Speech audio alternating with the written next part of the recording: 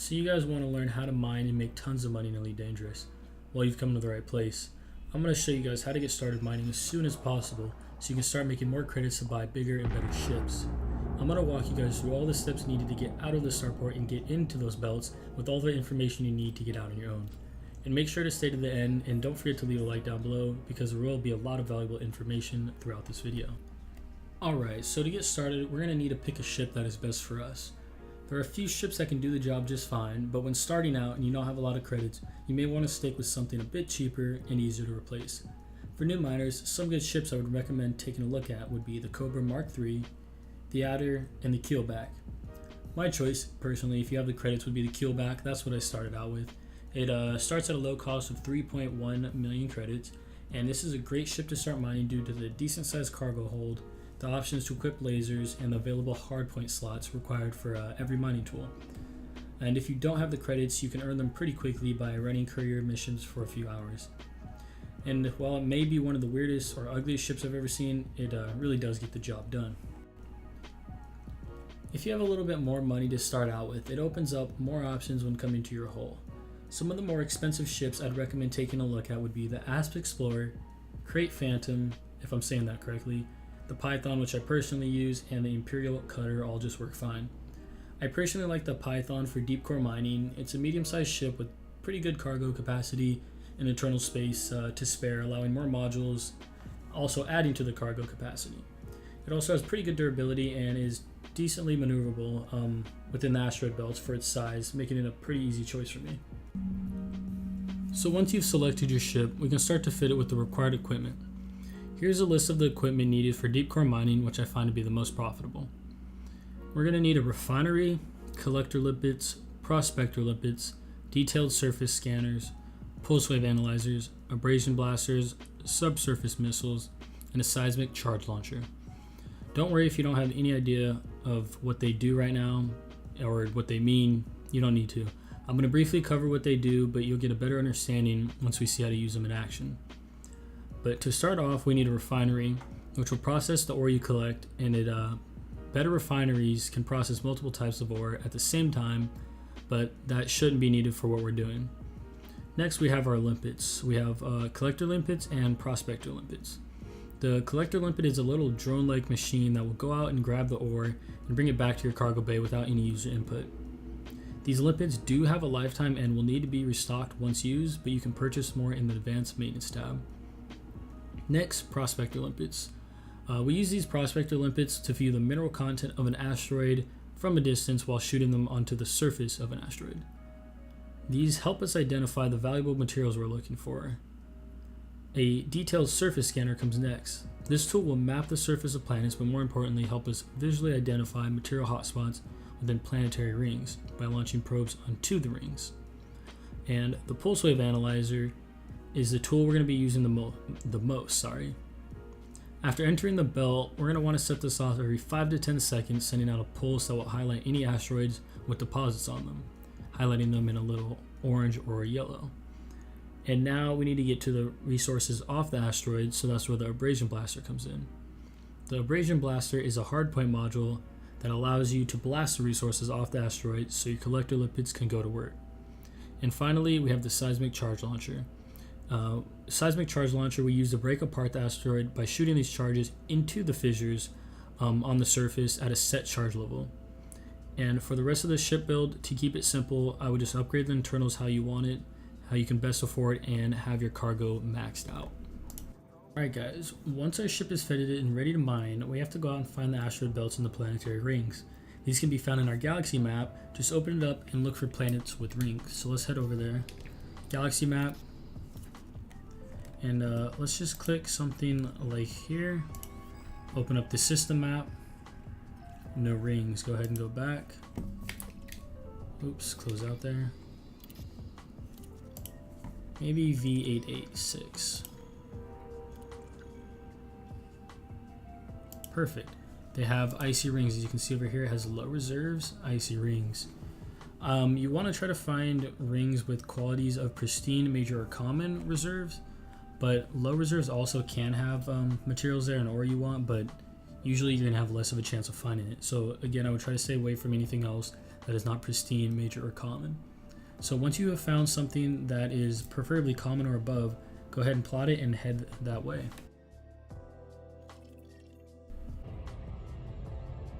Alright guys, once you have landed in the system you want, go ahead and target up the planet you were intending to probe. And go ahead and keep it around 75% and let the Superwho system do the rest. You're going to want to get within about 3 LSs here, I believe. I'm going to start slowing up. Doing it nice and easy. We're going to need our detailed surface scanner. So we need to switch modes. Go ahead and pull that up. And it'll tell you when it's in range. It should be 2, I believe. I like to fly up and look down if possible. It says too fast, so we're in range and we slowed down a little bit. So we're going to go ahead and fire the probe, or click it, and then fire the probe.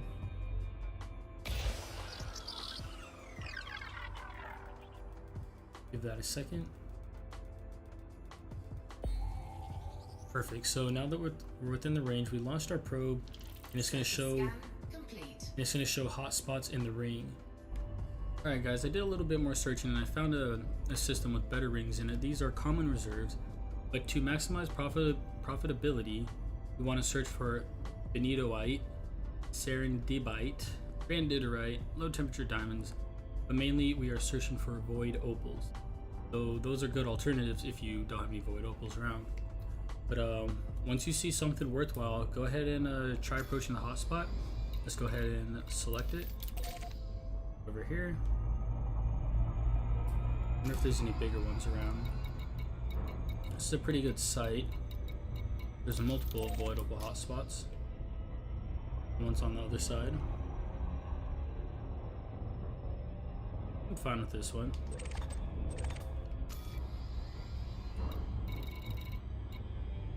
Let's target it. And go ahead and approach it. Try not to approach it too fast. You don't want to land directly in the middle of the hotspot, but you want to try to land a little off to the side.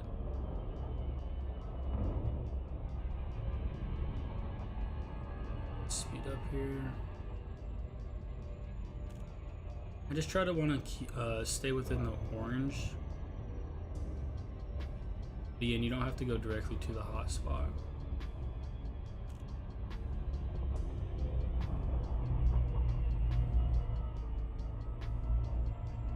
And go ahead and drop in the belt here.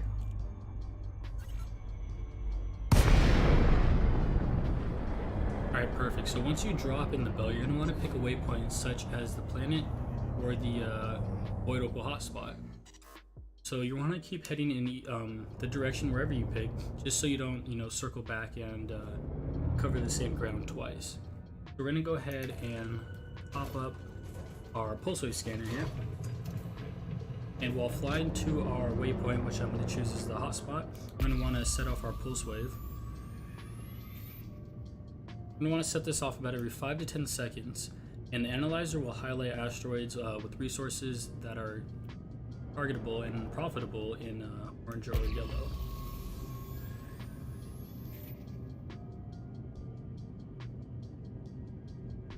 And when flying to your waypoint, you're going to want to equip your pulse wave analyzer and set that off every 5 to 10 seconds.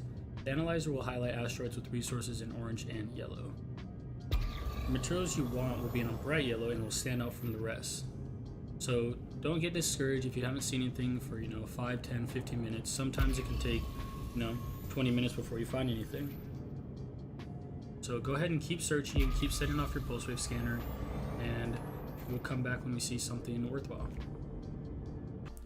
Once you found an asteroid that you think may be worth something, go ahead and approach it and shoot a prospector limpet and target it while it flies to the asteroid. If you have found what you're looking for, in the bottom left corner of your HUD, in blue letters it should tell you what resources are available. Move up a bit closer and load up your seismic charges and target a fissure that is blue, which means it's facing you. Look for high strength first and work your way down. You can set the strength of the charges by holding it down and matching it to the bars on the reticle. I tap it once for low, 2 bars for average, and hold it all the way down for high. You want to put as many charges in the asteroid until it says optimum yield level reached. If you exceed the yield, you can always go to your contacts and disarm one. Once you hit the optimum yield, try to give at least 2.5k away so you don't take any damage. Then you can sit back and enjoy the show.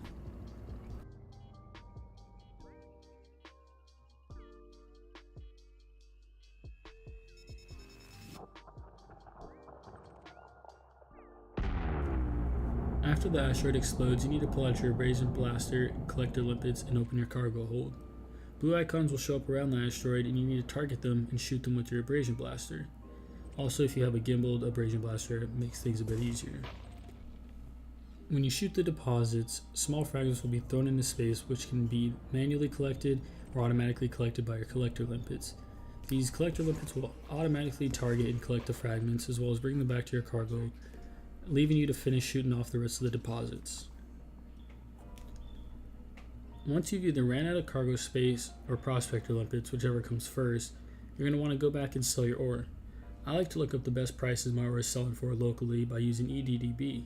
I will leave a link in the description so you guys can search for yourselves. Pick your most profitable location to sell to and head that way, but be careful, I do get interdicted quite often when carrying large amounts of cargo. Once you've sold all your ore, all there's left to do is rinse and repeat until you have enough to buy bigger and better ships. Well, that wraps it up for us, and I'd like to thank you guys for staying until the end. I really hope all of you guys did enjoy this video and found a lot of useful information today. If this video did help you guys, please leave a thumbs up and consider subscribing for more videos like this in the future. And if you guys have any questions, comments, or concerns, feel free to leave them down below. So I want to thank you guys and see you next time.